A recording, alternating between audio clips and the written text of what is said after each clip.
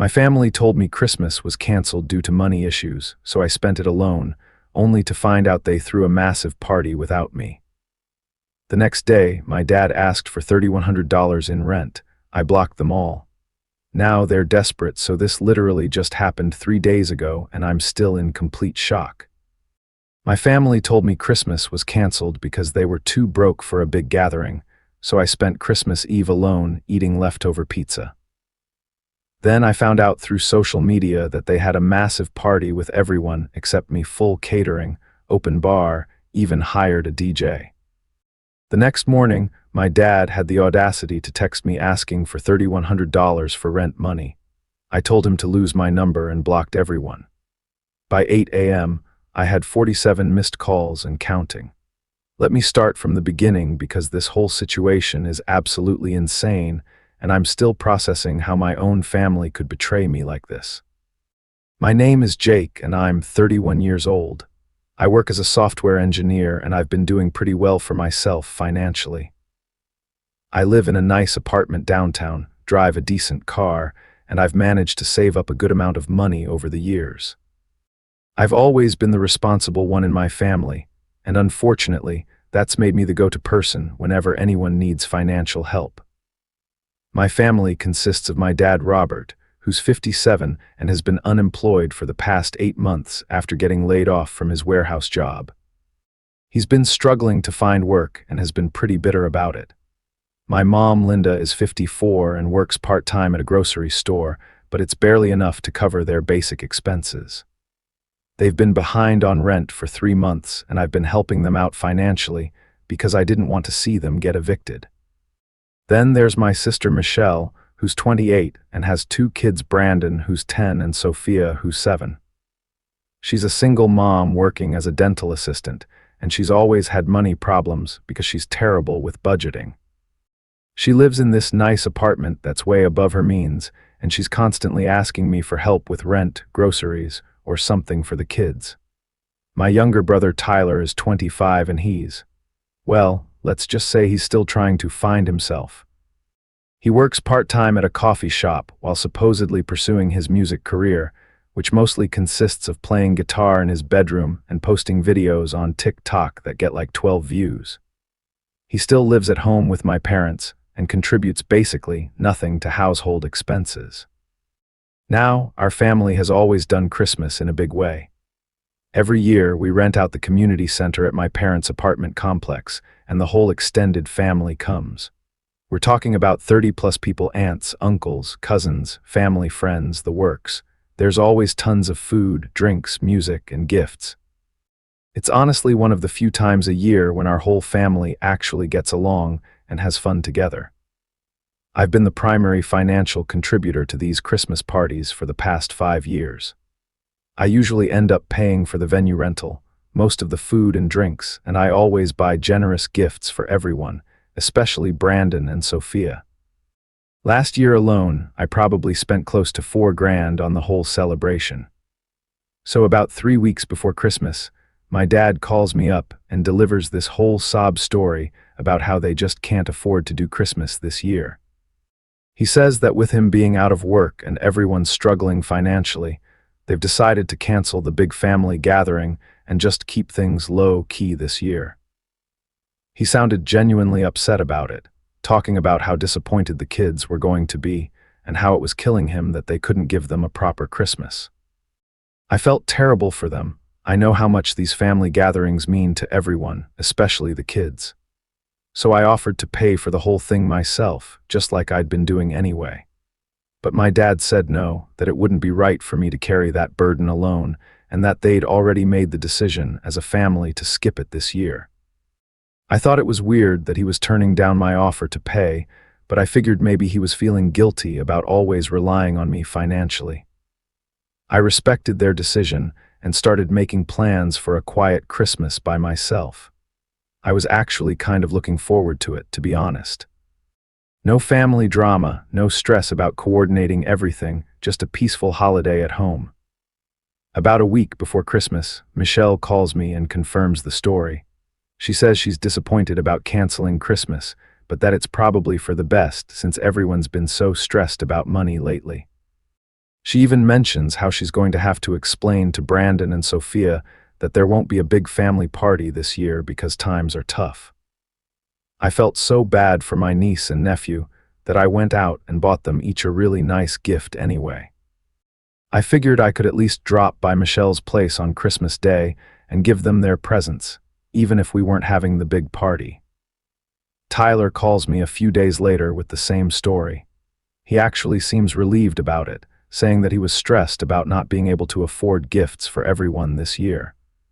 He suggests that maybe we could just do a small dinner at Mom and Dad's place instead, but when I offer to bring food and pay for everything, he says the parents specifically said they wanted to keep things really simple this year. So Christmas Eve comes around, and I'm at home by myself. I ordered some Chinese food, opened a bottle of wine, and settled in to watch some movies. I'll admit, I was feeling a little lonely, but I was trying to make the best of it. I kept thinking about how this was probably the first Christmas in over a decade that I wasn't running around trying to coordinate everything and make sure everyone was happy.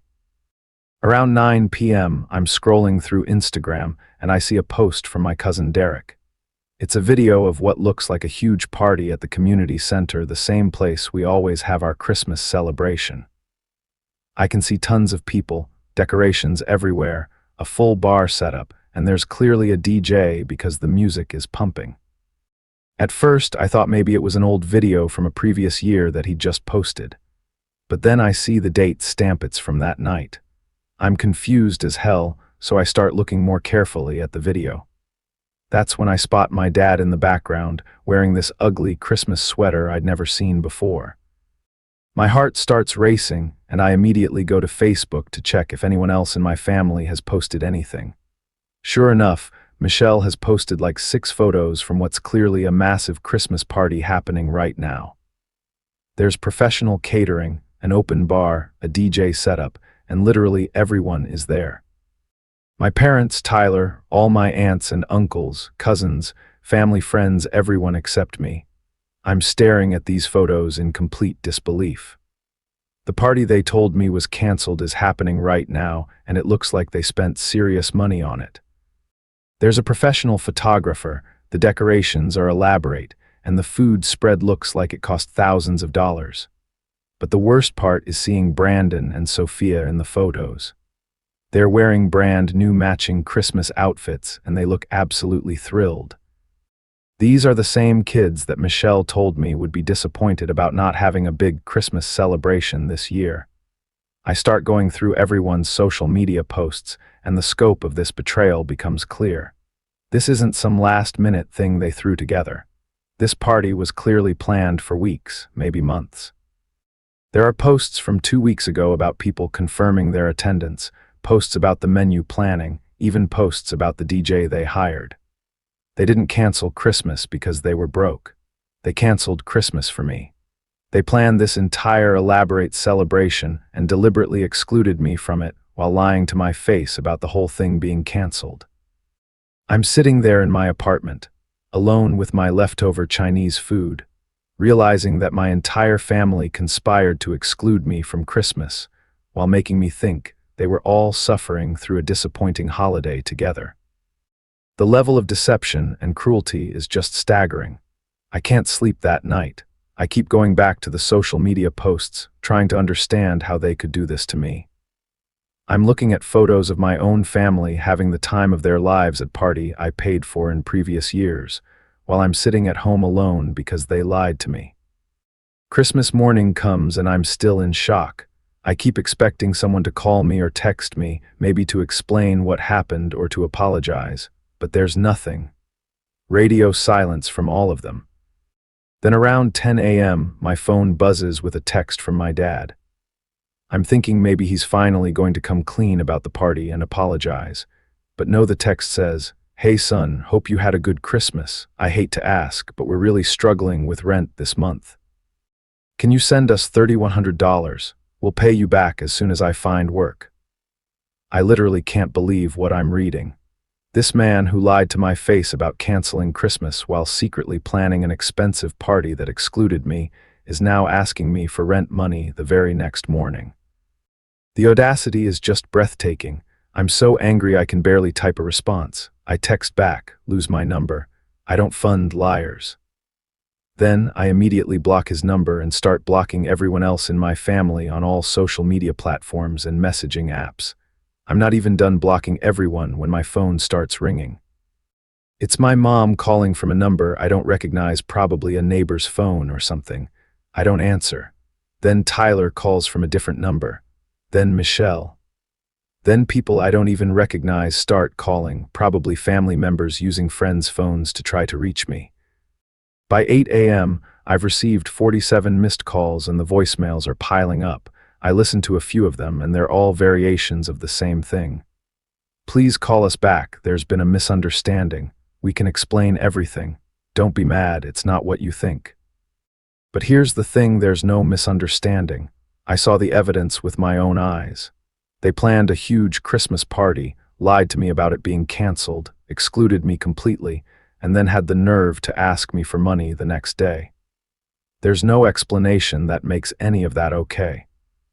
Michelle leaves this particularly pathetic voicemail where she's crying and saying that she never wanted to exclude me, that it was all Dad's idea, and that she feels terrible about it.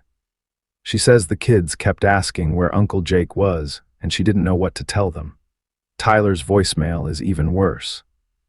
He tries to justify the whole thing by saying they thought I needed a break from always paying for everything, and that they wanted to show me they could do Christmas without my financial help. He says they were planning to surprise me with photos and videos from the party to show me how much they appreciated everything I'd done for the family over the years. The mental gymnastics in that explanation are just incredible. They thought they'd show their appreciation for me by secretly planning a huge party, lying to me about it, excluding me completely, and then asking me for rent money the next day. Like, how does that make any sense? But the worst voicemail comes from my dad. He doesn't even try to apologize or explain. He just sounds angry and says that I'm being dramatic and childish, and that I'm tearing the family apart over a simple misunderstanding. He says that I'm acting like a spoiled brat who can't handle not being the center of attention for once. That voicemail tells me everything I need to know about how my dad really feels about me. I'm not a son to him, I'm a walking ATM that he can manipulate and lie to, and when I finally stand up for myself, I'm the one who's being unreasonable. Over the next few days, the attempts to contact me get more desperate. They start showing up at my apartment building, but I don't let them up. They send cards and letters to my workplace. They even try to get mutual friends to reach out to me on their behalf. The story they're telling everyone else is that there was a miscommunication about Christmas and that I'm overreacting to an innocent mistake. They're painting me as the villain who's punishing the whole family over a simple misunderstanding. But I know the truth. This wasn't a miscommunication or a mistake. This was a deliberate, coordinated deception that involved my entire family lying to my face for weeks. They planned an expensive party, excluded me from it, and then immediately tried to hit me up for money the next day. What really gets me is that they clearly spent thousands of dollars on this party. Professional catering, an open bar, a DJ, professional photography, all things that they supposedly couldn't afford when they told me Christmas was canceled. So where did that money come from? I start thinking about all the times I've helped them financially over the past year. The rent money I've given my parents, the grocery money I've sent Michelle, the various emergencies I've helped with. How much of my money did they save up to throw this party that I was excluded from? It's possible that they used money I gave them to fund a Christmas celebration that I wasn't invited to. That would make this betrayal even worse than I thought. About a week after Christmas, Michelle shows up at my office. She somehow convinced the receptionist that she was my sister and that there was a family emergency. When I see her in the lobby, I'm absolutely furious that she brought this drama to my workplace. She starts crying immediately and begging me to forgive them. She says that excluding me was wrong and that she regrets going along with it. But then she starts making excuses. She says Dad convinced everyone that I was stressed about money and that I needed a break from always paying for family events. I ask her why they didn't just talk to me about this instead of lying to me and excluding me. She doesn't have a good answer for that. She just keeps saying that they made a mistake and that they want to make it right. But here's what really pisses me off: she's not actually sorry about what they did. She's sorry that they got caught.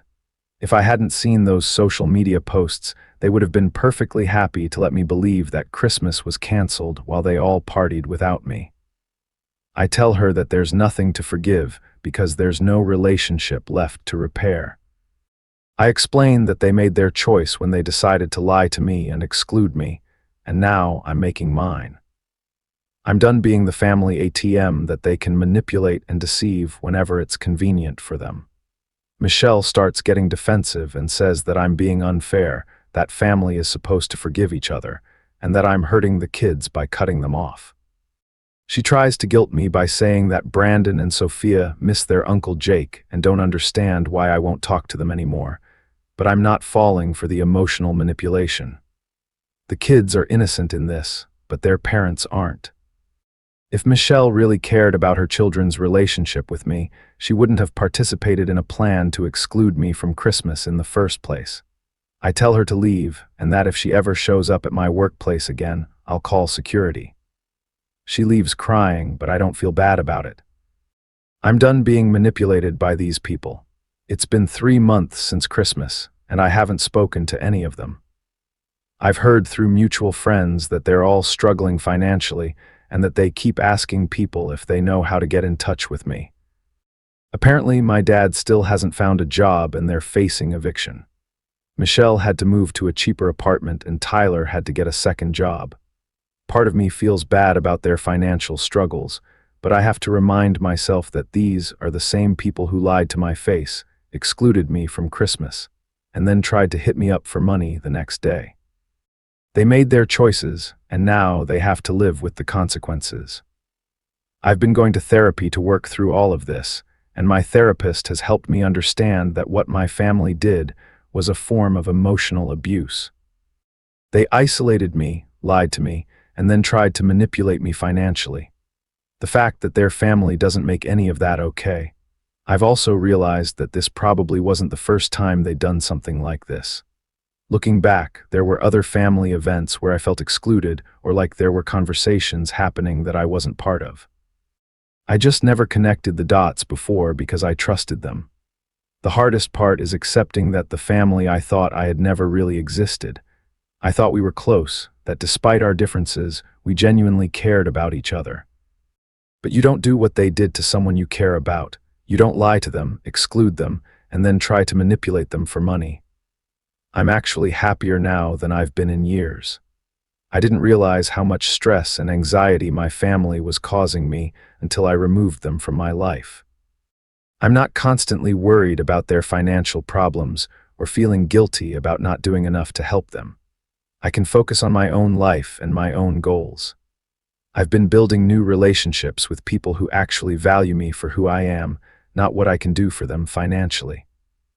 I've joined some hobby groups, started dating again, and I'm planning some trips that I couldn't have afforded if I was still supporting my family. Sometimes people ask me if I miss them or if I regret cutting them off, and the honest answer is no. I miss the family I thought I had, but that family was never real.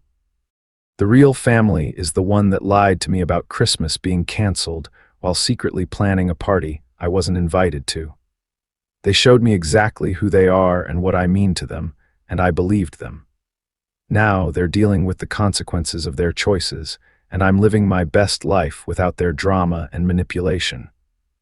The funniest part: I heard through the grapevine that they're planning to do a big Easter celebration this year, and apparently there's been a lot of discussion about whether they should try to invite me. According to my source, they're hoping I'll come and help pay for it. I hope they have a great Easter, I really do, but they'll be having it without me just like they wanted at Christmas. They got exactly what they asked for, and now they have to live with it. That's what happens when you bite the hand that feeds you.